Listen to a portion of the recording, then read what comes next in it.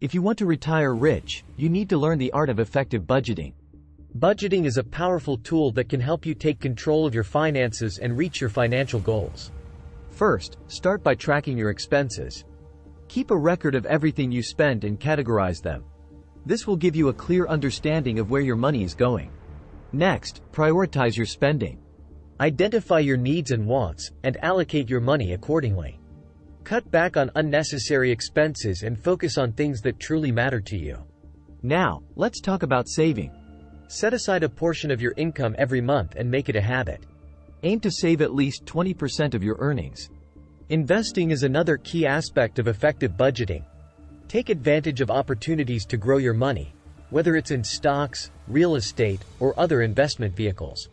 Remember, it's not just about how much you earn, but how much you save and invest.